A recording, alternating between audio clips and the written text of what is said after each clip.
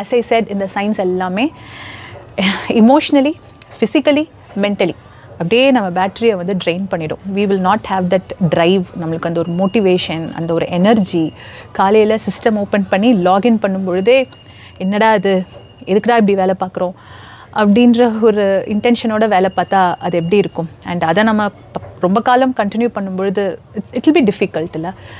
But as I said, உடனே நம்ம ஒரு டெசிஷன் எடுத்து சரி நம்ம கிளம்பலாம் அப்படின்னும் நம்ம செய்ய முடியாது. எப்படி நம்ம இதை கொஞ்சம் ஹேண்டில் பண்ணலாம், ஒரு சில பாயிண்டர்ஸ் உங்களோட ஷேர் பண்ணுறேன்.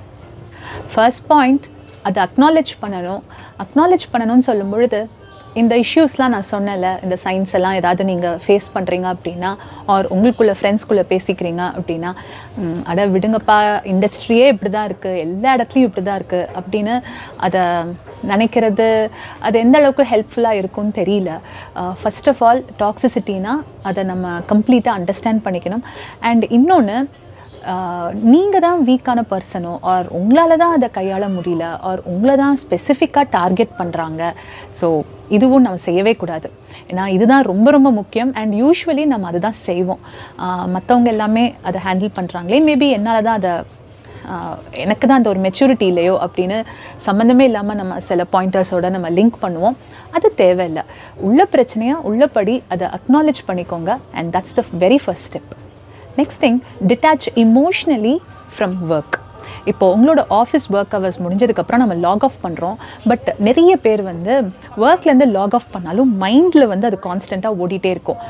நம்மளோட டெலிவரபிள்ஸ், நம்மளோட ப்ரெஷர், டெட்லைன்ஸ், நாளைக்கு என்ன நம்ம கொடுக்கணும், நம்மளை என்னெல்லாம் கேள்வி கேட்பாங்க. ஸோ இதெல்லாம் வந்து என்ன தான் நம்ம சிஸ்டம்லேருந்து லாக் ஆஃப் பண்ணாலும் மென்டலி அது ஓடிக்கிட்டே இருக்கும். ஸோ அது நம்ம செய்யவே கூடாது. ஏன்னா அதுவுமே ரொம்பவே நம்மளை ட்ரெயின் பண்ண ஆரம்பிக்கும். ஸோ கிளியர் கட்டாக ஓகே, ஒரு 3 to 4 hours வந்து எடுத்து உங்களோட பர்சனல் லைஃப்பை மட்டுமே ஃபோக்கஸ் பண்ணுங்கள். ஃபேமிலியோட டைம் ஸ்பெண்ட் பண்ணுங்கள். ஏதாவது செய்யுங்க that will keep you emotionally and physically active and happy.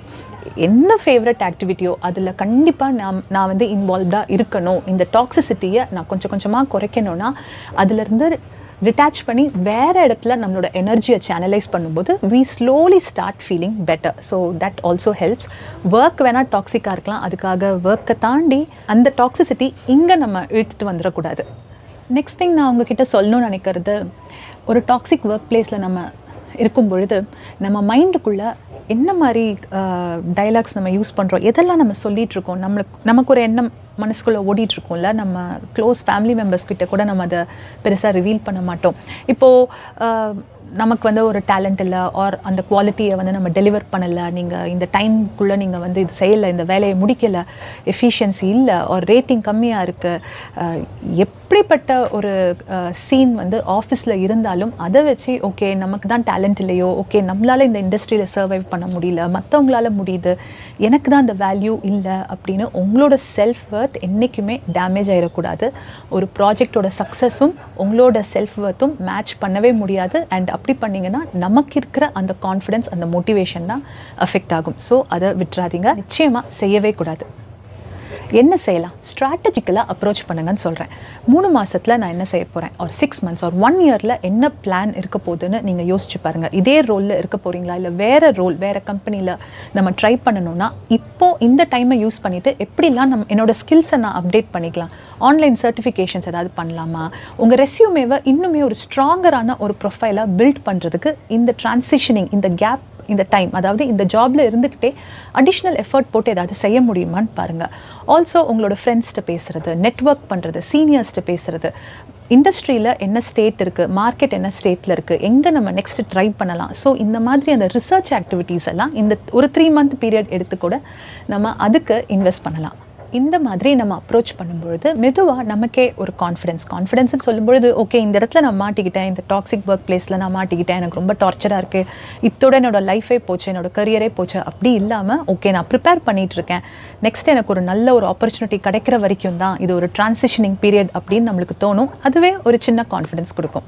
Alright, toxic work place டெஃபினட்டாக அது ஒரு கஷ்டமான ஒரு விஷயம் தான். பட் அதை நம்ம நிதானமாகவும் டெலிகேட்டாக நம்மளால் ஹேண்டில் பண்ண முடியும். அண்ட் வேறு ஒரு நல்ல ஆப்பர்ச்சுனிட்டி நம்மளுக்கு கிடைக்கிறதுக்காக நம்ம நிறைய முயற்சிகள் செய்யும்போது நிச்சயமாக அதுவுமே பாசிபிள் தான். Alright, my best wishes to all of you. மறுபடியும் வேறு ஒரு பர்சனல் க்ரோத் கான்செப்டோட உங்களை சந்திக்கிறேன். Until then, take care, by.